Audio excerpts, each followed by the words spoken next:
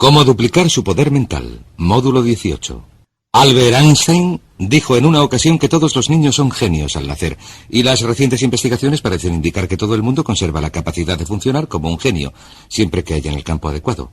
Lo que deseamos decirles en esta sesión es que ustedes son genios. Ustedes tienen la capacidad de funcionar a niveles excepcionales en al menos un campo de su vida, si es que pueden localizarlo. El doctor Howard Gardner, de la Universidad de Harvard, ha escrito un libro llamado Frames of the Mind, Estructuras del Cerebro, en el que estudia el hecho de que en la vida escolar solo se miden dos tipos de inteligencia, la inteligencia matemática y la verbal, y que se considera que uno es inteligente en la medida en que disponga de capacidades matemáticas o verbales. Las pruebas estadounidenses de rendimiento académico, todas las pruebas de ingreso y de selectividad universitarias, se basan en las capacidades verbales y matemática. Pero Gardner ha averiguado que también se puede tener inteligencia artística, inteligencia mecánica, intuitiva, musical, y la más importante de todas para lograr el éxito en la vida, de hecho, una de las bases de este curso es la inteligencia social, la capacidad de llevarse bien con los otros. Mi hijita Cristina tiene 7 años. Puede que Cristina no saque unas notas extraordinarias en matemáticas o en lectura, pero les diré una cosa. Cuando se trata de llevarse bien con la gente, Cristina es dinamita pura. Y, al ser así, sabemos que siempre que la animen y le den apoyo, nunca tendrá problemas en la vida. Volvamos al punto principal. Usted es un genio. Ese genio, esa inteligencia, esa capacidad creadora, es algo que es suyo por derecho. La creatividad es tan natural para usted como lo es respirar. Y puesto que decimos que todos los niños son genios al nacer, vamos a examinar un par de hechos interesantes. En unos estudios recientes se analizaron los resultados obtenidos en unas pruebas de inteligencia por niños entre 2 y 4 años. Entre los 2 y los 4 años es cuando por primera vez se pueden realizar pruebas de inteligencia, y se pudo ver que, en el 94% de los casos, los resultados indicaban una elevada inteligencia y una elevada creatividad. A continuación se repitieron las pruebas con estos mismos niños a los 7 años, y se vio que solamente en el 4% de los casos los resultados indicaban una elevada inteligencia y una elevada creatividad. ¿Cómo sucedió esto? ¿Por qué este espectacular descenso en la creatividad? Muy sencillo. Entre los 2 y los 4 años y a la edad de 7 años, estos niños hacían cosas, tocaban cosas, las probaban, las olían, se metían en todas partes. A los 2 y 3 años son terribles, a los 4 son fantásticos, etc. Lo que pasó es que averiguaron que cuando hacían estas cosas sus padres se enfadaban, sus profesores se enfadaban, sus hermanos se enfadaban, les gritaban, les daban azotes y les desanimaban a la hora de hacer cosas nuevas, de explorar el mundo con el tipo de entusiasmo que los niños ponen en estas cosas. Averiguaron que si uno quiere salir adelante tiene que hacer lo que se espera de uno, así que con el tiempo se volvieron pasivos. Empezaron a ir al colegio y les sentaron en filas ordenadas. Hablaban cuando levantaban la mano, les decían cuándo podían ir al baño, etc. Pero lo maravilloso es que, aunque esto haya sucedido, la creatividad se sumerge como un río subterráneo, y lo que vamos a hacer en esta sesión es hablar de cómo se le puede hacer volver a la superficie. Por cierto, en la Universidad de Minnesota se realizó un interesante estudio hace algunos años. Este estudio se basaba en una prueba psicológica realizada en la universidad para verificar qué factores llevaban a la creatividad en los niños, y lo que se hizo fue seleccionar a varias madres de la zona urbana de Minneapolis que padecían retraso mental, esto es, sus coeficientes de inteligencia representaban un máximo de 80.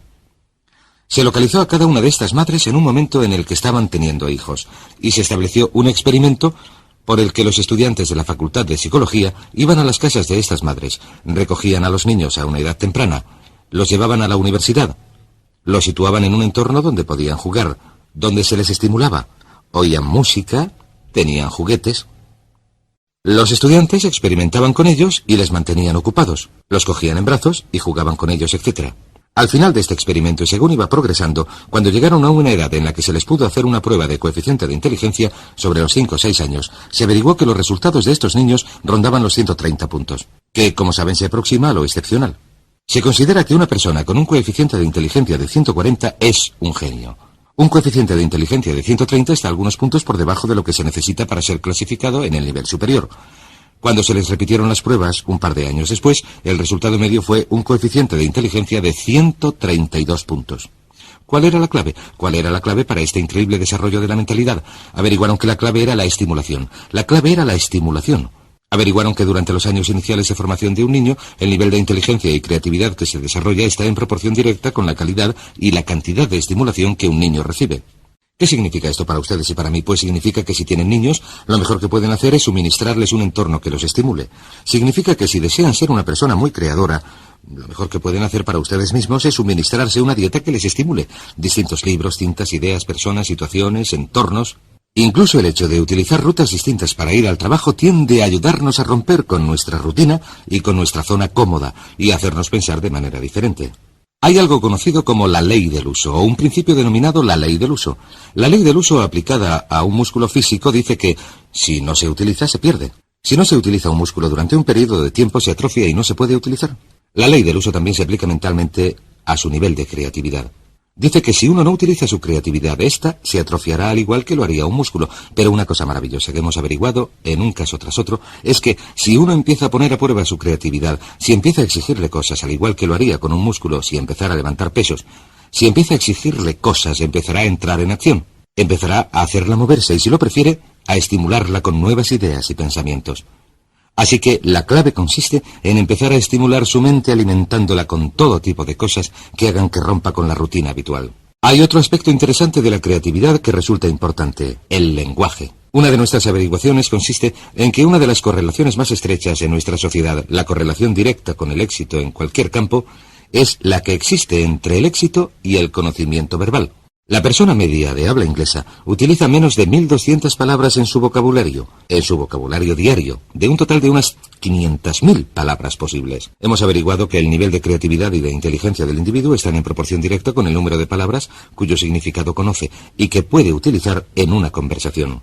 Por cierto, existen dos tipos de palabras: las que nunca se utilizan en la conversación, las que solamente se leen, pero también existen las que utilizamos continuamente en la conversación. La persona media solamente emplea 1.200. El niño medio, hasta los 5 años de edad, aprende a identificar y conocer el significado de unas 5.000 palabras. El adulto medio aprende 5.000 palabras al año, de modo que, cuantas más palabras se aprendan, más creador se hace el individuo. Lo que nos lleva a otra ley, denominada la ley de la creatividad. La ley de la creatividad dice que en la vida actual todo se inicia con las ideas, El éxito, el progreso, la felicidad, la prosperidad, el desarrollo de la vida de uno, dependen directamente de la calidad y cantidad de ideas que se desarrollen. Y lo que es sorprendente, si uno se centra en la cantidad de ideas, y yo he dedicado una enorme cantidad de trabajo al pensamiento creador, si uno se centra en la cantidad de ideas, se dará cuenta de que la calidad de las ideas es función de su cantidad. Hay quienes dicen que solamente van a desarrollar unas cuantas ideas. Esta es la gente con miedo al fracaso, con miedo al rechazo.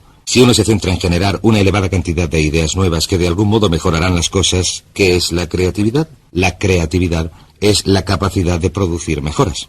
La creatividad sencillamente consiste en la capacidad de generar mejoras. Cualquiera que sea capaz de producir mejoras es una persona creadora. Si se puede mejorar el modo de controlar al niño, si se puede mejorar el modo de resolver una situación social, si se puede mejorar el modo en que se cocina un plato, se arregla el coche, se trabaja en el jardín, se elabora un plan de marketing, se hace un anuncio, cualquier cosa que haga que algo mejore es un acto creador.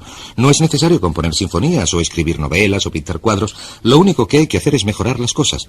Una serie de pequeñas mejoras puede producir unas diferencias extraordinarias en el rendimiento. De modo que la ley de la creatividad dice que el futuro, el éxito, la felicidad, en muchos casos la longevidad, estarán determinados por la calidad y cantidad de las ideas que uno produce. Pero, ¿qué es lo que controla la creatividad? En mi opinión, 3 cosas. La primera, las experiencias del pasado. Si uno se ha educado en un entorno, especialmente durante la infancia, en el que se le ha animado a pensar con creatividad, entonces será una persona creadora. A nuestros hijos, desde luego, hagan lo que hagan, siempre les decimos lo inteligentes que son, lo creadores que son, lo interesantes que son, lo divertidos que son. Y cuando están cerca de nosotros, siempre hablamos delante de ellos de lo creadores y listos que son nuestros hijos. Así que nuestros niños creen que son pequeños genios. Y probablemente, puesto que son nuestros hijos, no andan muy equivocados. En segundo lugar está el hecho de que el autoconcepto de un adulto con respecto a la creatividad es muy importante. ¿Se considera usted una persona creadora? Pues bien, como dijo Henry Ford, y ya lo hemos comentado antes, tanto si cree que lo es, parafraseando sus palabras, como si cree que no lo es, tendrá razón. Si su autoconcepto consiste en que se dice, creo que soy una persona creadora, esto es lo que se convertirá en su realidad. La mayoría de la gente cree que no son especialmente creadores sencillamente porque no han puesto a prueba sus capacidades creadoras desde hace tiempo. El tercer campo que determina su creatividad es su entorno actual. Si usted está en un entorno que fomenta la creatividad, que fomenta las ideas nuevas, verá que se le ocurren ideas. Tom Peters, en su libro In Search of Excellence, Buscando la Excelencia, dice algo estupendo. Dice que si les dejáramos, la gente nos ahogaría en ideas. Dice que las empresas más prósperas son aquellas donde continuamente se genera una enorme calidad y cantidad de buenas ideas. Dice que el éxito comercial está en proporción directa con la cantidad de ideas buenas o de ideas nuevas para producir mejoras. Así que examinen esos 3 puntos, estudien cuál fue su experiencia pasada con sus padres. En mi caso, mis padres Me desanimaron de cualquier idea que pude tener en cuanto a hacer algo que no fuera exactamente lo esperado, porque mis padres eran una gente con muchos temores. Vivieron la depresión y la Segunda Guerra Mundial, etc. Mi autoconcepto me decía que no tenía ninguna creatividad, y mi entorno en muchas situaciones era del tipo en el que había que hacer lo que se esperaba de uno para salir adelante. Pero si empezamos a desprendernos de estas cosas, si empezamos a darnos cuenta de que somos creadores, entonces empezamos a hacer que esto se convierta en nuestra realidad. Ahora bien, existen dos tipos de personalidades, lo que llamamos la personalidad mecánica y lo que llamamos la personalidad adaptable. La principal diferencia entre estos dos tipos consiste en que la personalidad mecánica es rígida y la personalidad adaptable es flexible. La personalidad mecánica tiende a ser dogmática. En otras palabras, quienes la tienen dicen tajantemente que las cosas son de una manera, hacen declaraciones que podríamos definir como en blanco y negro. Todo es sí, no, arriba, abajo, blanco, negro. Son casi absolutistas. La declaración de un absolutista es esto es así absolutamente. La persona adaptable tiene una mentalidad abierta. Siempre está dispuesta a considerar distintos enfoques. Se dan cuenta de que una pregunta nunca queda contestada, así que siempre están preguntando. Siempre están haciendo más preguntas. Dicen cosas como ¿qué os parece esto? ¿Qué os parece si hacemos aquello? ¿O por qué no probamos esto? O esa podría ser otra idea. Y tienden, si lo prefieren, a ser fluidos. Si se plantea una idea nueva, si acaban de tomar una decisión y se plantea una idea nueva, dejan la primera y adoptan la segunda. Son muy flexibles. Y verán que las personalidades adaptables son las personalidades con más éxito, las más felices. De hecho, existe una relación directa entre un amor propio reducido y la falta de seguridad. Falta de seguridad. La gente recurre a su inseguridad.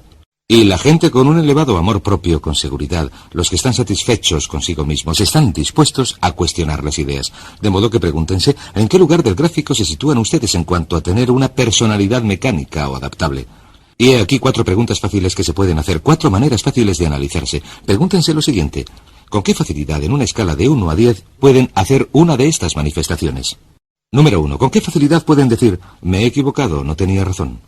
Me he equivocado, no tenía razón. Verán, las personas adaptables, las personas flexibles y fluidas están dispuestas a reconocer que se han equivocado, y las personas mecánicas, o si lo prefieren rígidas, son las que no pueden admitir que se han equivocado, de modo que lo que hacen es esforzarse por ocultar su error. Trabajan mucho para defenderse y proteger sus errores en lugar de decir me he equivocado. Una vez que uno ha dicho me he equivocado, no hay nada que discutir, entonces uno se puede dedicar a hallar la solución. He aquí otra manifestación. ¿Con qué facilidad, en una escala de 1 a 10, pueden decir, he cambiado de opinión, es verdad, antes me parecía buena idea, pero he cambiado de opinión? La capacidad de cambiar de opinión es el distintivo de una persona flexible. ¿Con qué facilidad pueden decir, no lo sé, en una escala de 1 a 10? Si alguien, un hijo, un padre, un jefe, les hace una pregunta, ¿con qué facilidad pueden decir, no lo sé? O manifestación final, ¿con qué facilidad pueden decir, necesito ayuda, no lo puedo hacer yo solo, no tengo la capacidad suficiente, necesito que alguien me ayude, necesito ayuda, he cambiado de opinión, no lo sé? Estas son las manifestaciones que hace una persona flexible. Muy bien, estudiemos otro par de aspectos de la creatividad. Tenemos la ley del uso, tenemos la ley de la creatividad. Sabemos que el lenguaje y el vocabulario están directamente relacionados con esta. Sabemos que el autoconcepto es parte esencial de la creatividad, que cuanto más se gusta uno a sí mismo, cuanto más cree uno en sí mismo, más probabilidades tiene de ser creador. Así que el siguiente punto es preguntar. Sencillamente, la capacidad de hacer preguntas. Cuanto más dispuesto esté uno a hacer preguntas una y otra vez, cuanto más dispuesto esté uno a decir qué pasaría si lo hiciéramos de otro modo, qué pasaría si cambiáramos, qué pasaría si hiciéramos lo contrario de lo que estamos haciendo, qué pasaría si hiciéramos más, si hiciéramos menos, si dejáramos de hacerlo por completo, estas son las preguntas de una persona creadora. Ahora bien, como ya he dicho, usted es un genio. Sin embargo, ¿va usted a desarrollar su genio plenamente? El único modo de que pueda desarrollar su genio plenamente es empezando a utilizar algunas de las técnicas que hemos comentado en este seminario. Una de ellas es tener unas metas muy claras. Si usted tiene unas metas claras que desea lograr, estas estimularán su creatividad, como comentaremos en el próximo módulo. La segunda parte es empezar a utilizar afirmaciones, y la mejor afirmación es soy un genio, soy un genio, soy un genio, y repetirlo una y otra vez. Sucederá algo sorprendente si repiten estas palabras. En su mente consciente y subconsciente, cuando empieza a decir una y otra vez en su mente consciente, soy un genio, soy un genio, soy un genio, usted impulsa el mensaje al subconsciente. ¿Sabe lo que hace el subconsciente? El subconsciente dice, de eso nada, ganso, no se te ha ocurrido una idea decente los últimos 10 años. Pero usted dice, soy un genio, soy un genio. Usted hace que penetre el mensaje, imprime el mensaje en su subconsciente. El subconsciente le conoce, lleva mucho tiempo con usted, sabe que nunca se le ocurre nada que valga la pena, pero usted insiste. Soy un genio, soy un genio, soy un genio. Continúa haciendo que penetre el mensaje. Finalmente el subconsciente dice, Muy bien, si esta es la nueva orden, si es esto lo que quieres, allá va. He aquí una idea. Haz algo con ella. Y en medio de una conversación, cuando uno está hablando de un problema, de repente se le ocurre una idea y alguien dice, caray, qué buena idea. Y usted contesta, claro, ya sabes, soy un genio. Y le repiten, sí, es una idea bastante buena. Y verá que se convertirá en un genio en la medida en que acepte la creatividad innata. Es como si viviera en un terreno y debajo de este terreno hubiera un enorme depósito de genio, y cuando afirme algo una y otra vez irá perforando más y más hasta llegar a un punto, al afirmar y visualizar, a un punto en que alcance este depósito de genio y el genio empiece a manar como si fuera un pozo de petróleo. Y cuando empiece a fluir, les diré lo más sorprendente, cuando empiece a fluir, diremos por qué funciona esto en un momento, cuando empiece a fluir, se le ocurrirá una idea tras otra.